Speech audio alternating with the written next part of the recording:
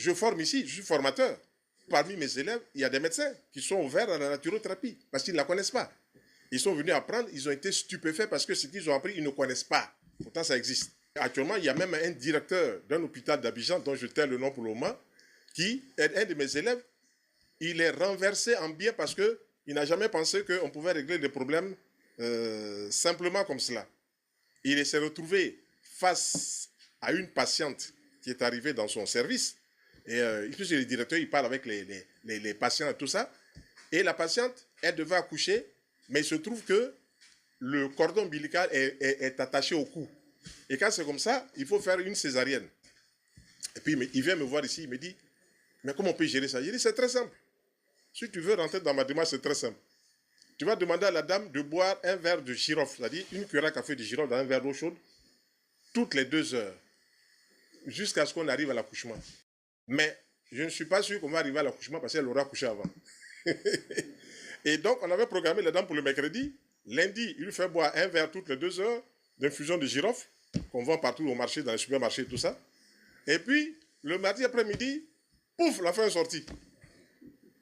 Donc, le monsieur qui a sa femme était tellement content parce qu'il fallait prévoir de l'argent pour la césarienne, tout ça. Paf, ça a coûté quoi? 2000 francs, le girofle, avec de l'eau chaude. La femme a accouché. Voilà. Donc, le monsieur et la femme sont allés remercier, après l'accouchement, sont allés remercier le directeur de l'hôpital. C'est extraordinaire. Mais ça, c'est des cas parmi tant de cas. Il y a un autre exemple encore. Pourtant, moi, je ne suis pas cancérologue. Il y a une dame qui arrive de Londres, elle me voit sur les réseaux. Elle me dit, ah, docteur Naka, il faut que tu me sauves parce que j'ai un cancer du sein. Il dit, la première des choses à faire, il faut que tu ailles à l'hôpital. C'est l'hôpital qui gère cela.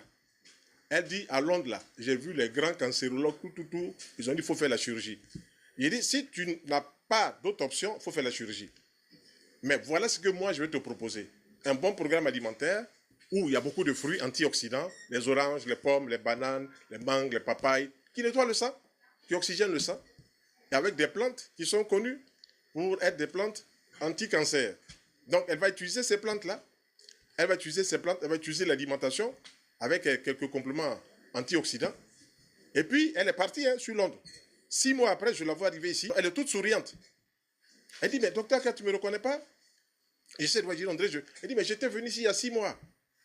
Et qu'est-ce qu'elle me montre? Elle me montre son papier où c'est écrit dessus, guérison miraculeuse du cancer. Et c'est intéressant ça.